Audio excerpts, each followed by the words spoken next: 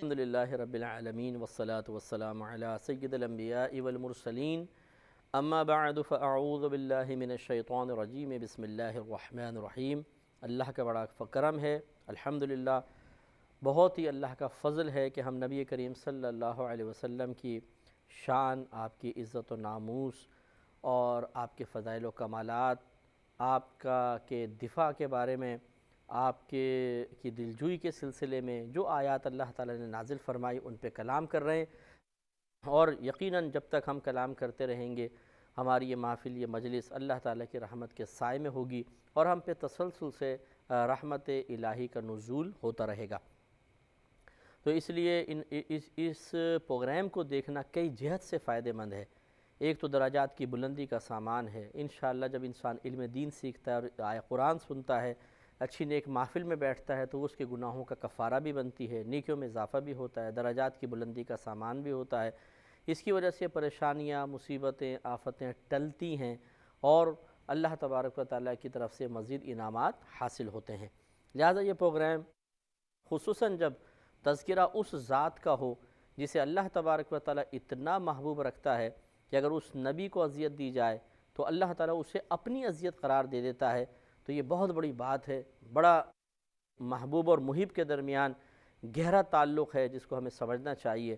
اور ہر انسان کسی نہ کسی وسیلے سے ترقیاں حاصل کرنے کی کوشش کرتا ہے، کوئی اپنے افسر کے وسیلے سے بڑی پوسٹ حاصل کر لیتا ہے، کوئی استاد کے، ٹیچر کے کا مرکز نگاہ بننے کے بعد اچھے نمبر حاصل کر لیتا ہے،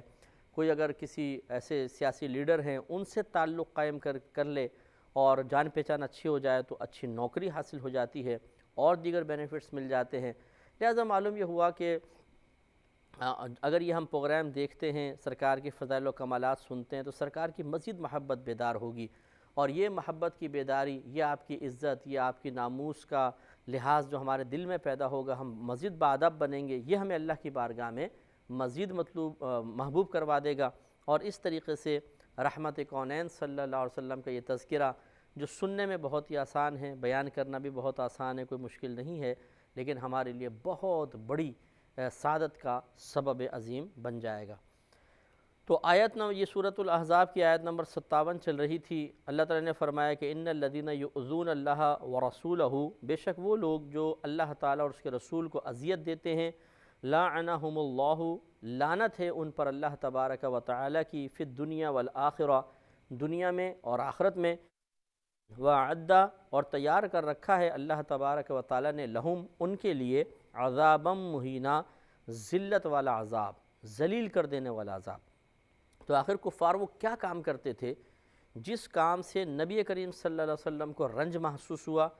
اور اللہ تعالیٰ نے ان کاموں کو نبی کریم صلی اللہ علیہ وسلم کو اذیت دینے والے کام قرار دے کر اس پہ لعنت کی وعید فرمائی ہے۔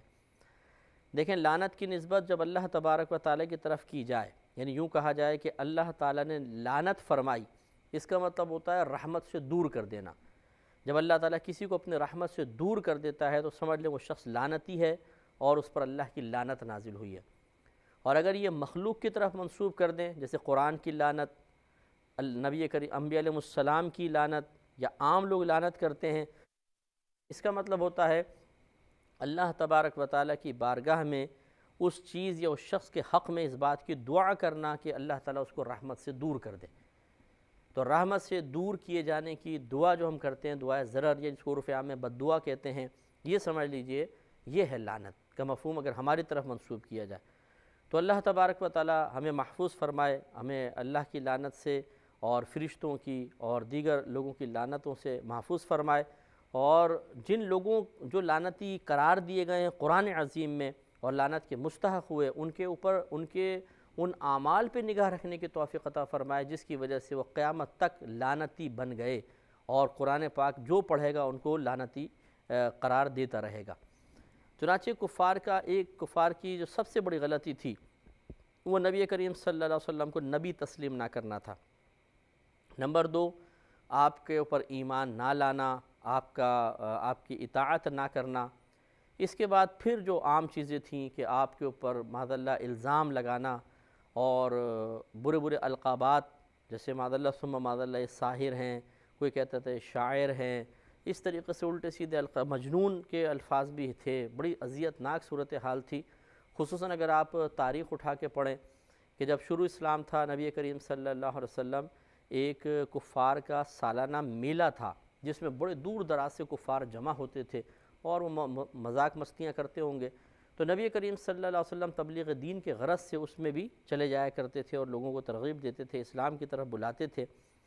تو آپ کا چچا ابو لہب آپ کے پیچھے پیچھے چلتا اور بلند آواز سے کہتا کہ لوگوں اس کی بات نہ سننا، یہ میرا بھتیجا ہے، معاذ اللہ مجنون ہے۔ تو ایک تو دیکھیں عام آدمی، غیر آدمی اگر کہے اس سے بھی تکلیف ہوتی ہے، ہمیں کہہ دے تم پاگل ہو، چاہے جائے کہ ایک قریبی ایک رشتہ دار کہے، یہ اس سے اور زیادہ دکھ ہوتا ہے، افسوس ہوتا ہے۔ تو یہ ایک ان کا معاملہ تھا کہ انہوں نے نبی کریم صلی اللہ علیہ وسلم کو اس طرح برے برے القابات سے رنج پہنچایا۔ پھر جسمانی تکلیف انہوں نے دی ہے، نبی کریم صلی اللہ علیہ وسلم کو جیسے زد و کوب کرنا ہے طائف کے میدان میں، یا آپ سجدے میں چلے گئے ہیں تو پھر اونٹنی کا رحم جو بچہ دانی ہے وہ آپ کے اوپر ڈال دینا، اور پھر بی بی فاطمہ رضی اللہ تعالیٰ عنہ کا اپنے نازک ہاتھوں سے اس کو ہٹانا،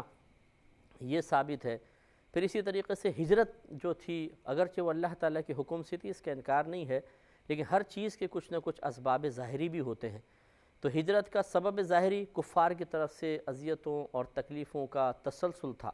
نبی کریم صلی اللہ علیہ وسلم تو بڑی ہمت والے ہیں، اور آپ کی برکت سے قیامت تک لوگ اور خصوصاً دین کے تبلیغ کرنے والے ہمت پاتے بھی رہیں گے، لیکن جو آپ کے ساتھی تھے انہیں بہت ہی مارا جاتا، پیٹا جاتا تھا، سخت ترین اذیتیں دی جاتی تھیں، اور یہ بھی ایک چیز نبی کریم صلی اللہ علیہ وسلم کے لیے انتہائی اذیت کا باعث تھی، تکلیف کا باعث تھی کہ جو آپ سے محبت کرنے والے ہیں ان کو اذیت و تکلیف دی جائے، یہ بھی سرکار کے لیے رنج کا باعث تھا۔ تو پھر سرکار نے ہجرت کا حکم، اللہ کے حکم سے ہجرت کا صحابہ کرام کو حکم دیا اور وہ وہاں سے چلے۔ بعض ذو الہجرتین کہلاتے ہیں، یعنی ایسے صحابی بھی تھے جو پہلے حبشہ گئے اور پھر وہاں سے مدینہ منورہ آئے، یہ ذو الہجرتین کہلاتے ہیں، ایک ہجرت پھر دوسری ہجرت والے، اور بعض سیدھے سیدھے مدینہ منورہ تشریف لے آئے۔ لیکن آپ اس میں اذیت کا پہلو ہی دیکھیں کہ وہ شہر کے جہاں نبی کریم صلی اللہ علیہ وسلم نے یقیناً 53 سال گزارے ہیں، 40 سال تو 40ویں سال میں اعلان نبوت فرمایا اور 13 سالہ مکی زندگی مزید، اور خود سوچئے کہ جب کوئی شخص 53 سال تک کسی گھر میں رہتا ہے، ان گلیوں میں رہتا ہے، ان باغات کے پاس سے گزرتا ہے، تو ویسی انسیت پیدا ہو جاتی ہے اور محبت پیدا ہو جاتی ہے، اور پھر وہاں سے جب انسان نکلتا ہے کس قدر وہ باعث اذیت ہوگا آپ سوچئے۔ نبی کریم صلی اللہ علیہ وسلم جب مکہ المکرمہ سے باہر تشریف لائے تو آپ نے اللہ تعالیٰ کی بارگاہ میں یہ عرض کی تھی، یا رب کریم تو مجھے اس مقام سے باہر لا رہا ہے جو مجھے تمام روئے زمین پر سب سے زیادہ محبوب ہے،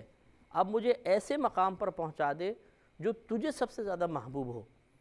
تو یہ دعا اللہ کی بارگاہ میں مقبول ہوئی اور آپ کو مدینہ منورہ کا حکم ہوا، آپ مدینہ منورہ تشریف لائے۔ جب مدینہ منورہ آ گئے تو پھر آپ نے اللہ کی بارگاہ میں عرض کی، یا رب کریم جتنی ہم مکے سے محبت کرتے تھے اس سے زیادہ ہمیں مدینہ کی محبت عطا فرما۔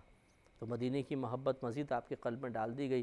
جس کے بارے میں وارفتگی کا عالم بیان کرتے ہوئے شیخ عبدالحق محدث دہلوی رحمۃ اللہ علیہ ذکر کرتے ہیں کہ جب نبی کریم صلی اللہ علیہ وسلم کسی سفر سے واپس آتے تو جب آپ مدینہ کے قریب آتے تو لمبی لمبی سانسیں لیتے اور فرماتے مجھے مدینہ کی خوشبو آ رہی ہے، اور جب تیز ہوائیں چلتیں اور ریتیلی ہوائیں تھیں وہاں کی تو بعض صحابہ کرام اس طرح اپنے چہرے کو چھپانے کی کوشش کرتے، کپڑے سے، سرکار فرماتے رہنے دو، اپنے چہرے نہ چھپاؤ کیونکہ یہ مدینہ کی مٹی ہے، یہ طیب طاہر ہے اور اس میں شفا ہے۔ تو سرکار اپنے چہرے مبارکہ پہ اس ریت کو لگنے دیا کرتے تھے، وہ بوسے لیتے تھے، اس کے ذرات گویا کہ سعادت حاصل کرتے تھے۔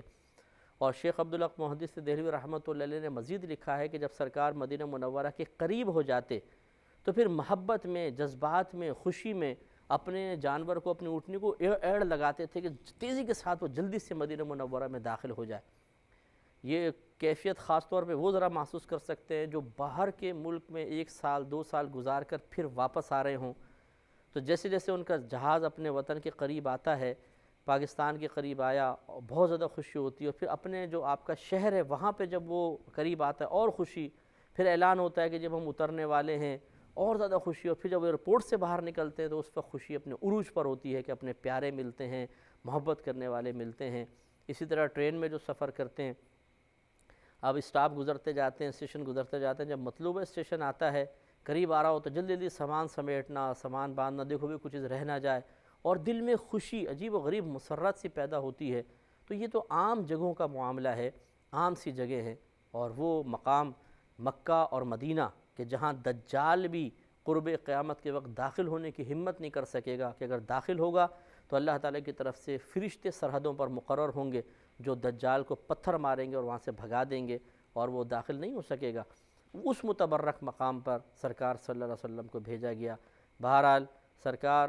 ہمارے نبی کریم صلی اللہ علیہ وسلم مدینہ منورہ تشریف لائے، خوشی ہوئی آپ کو اور محبت بھی پیدا ہوئی، لیکن ہم بات کر رہے تھے اذیت کی، کہ کس قدر وہ لمحہ اذیت ناک ہوگا کہ جہاں 53 سال انسان گزارے، اب اس علاقے کو چھوڑنا، اور پھر صورتحال بھی یہ کہ وہ تھا دارالحرب، یعنی اس میں مسلمانوں کو کسی بھی دینی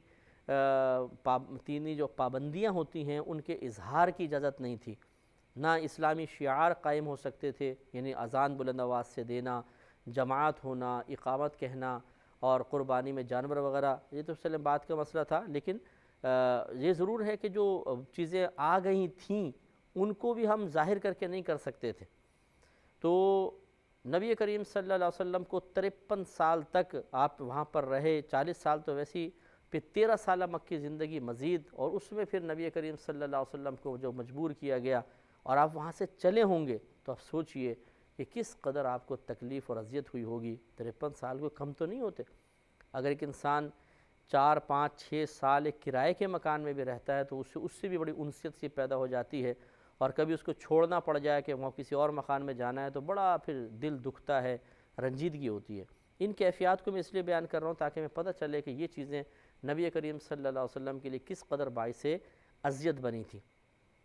تو اب آپ غور کریں کہ ایمان نہ لانا، اطاعت نہ کرنا، الٹے سیدھے القابات سے نوازنا اور الٹی سیدھی باتیں کرنا آپ کے لیے، تبلیغ دین کی راہ میں رکاوٹ بننا، اور نبی کریم صلی اللہ علیہ وسلم کو کے صحابہ کو، ان کے آپ کے متعلقین کو تکلیفیں دینا،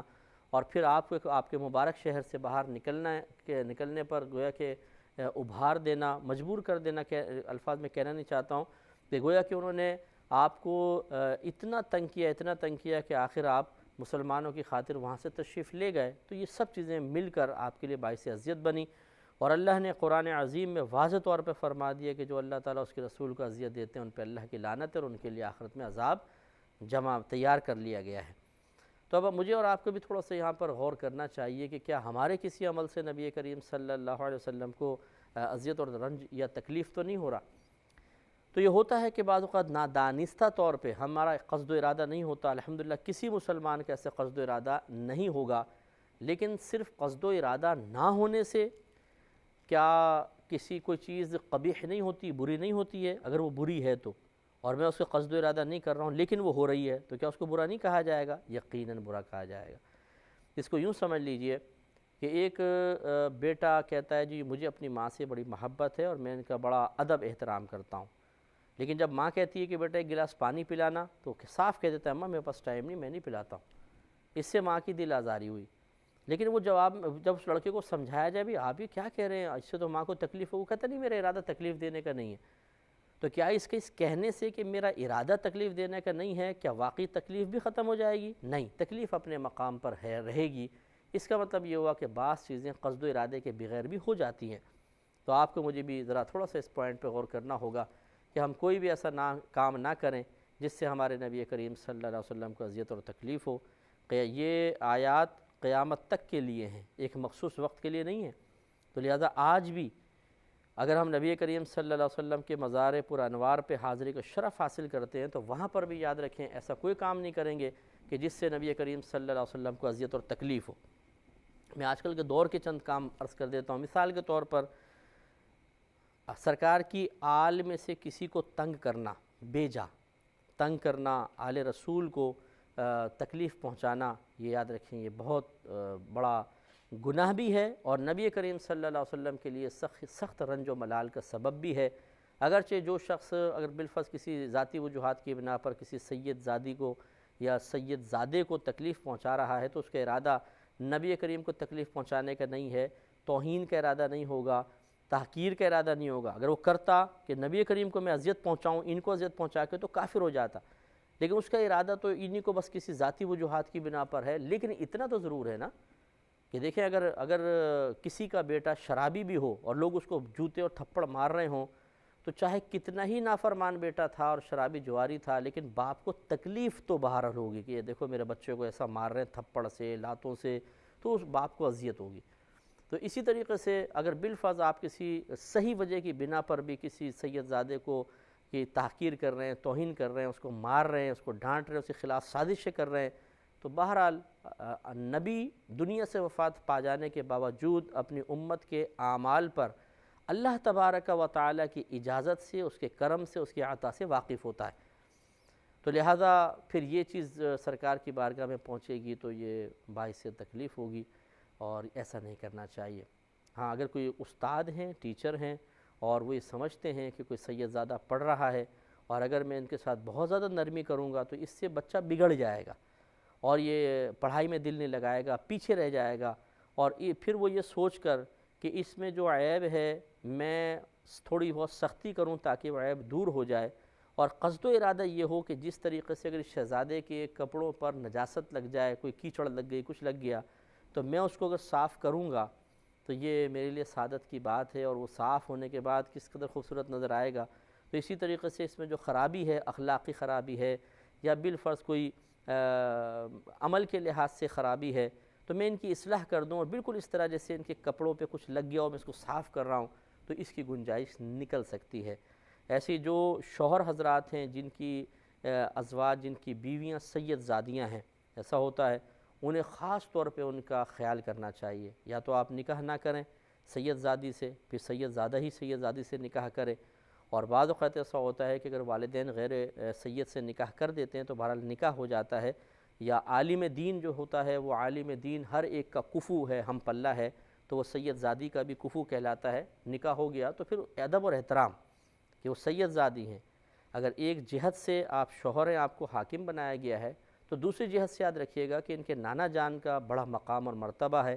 اگر ایسا نہ ہو کہ آپ بات بات پہ ان کو معاذاللہ غلط سلط الفاظ کہیں, مار پیٹ دیں, ذلیل کریں, تو پھر اگر انہوں نے سرکار کی بارگاہ میں خالی نگاہ اٹھانے کی دیر ہے اور کام ہو جائے گا. پھر میدان معاشر میں کس کے پاس جائیں گے شفاعت کا سوال کرنے کے لیے؟ اس لیے بہت ادب اور احترام چاہیے. اس پہ انشاءاللہ ہم کلام کریں گے.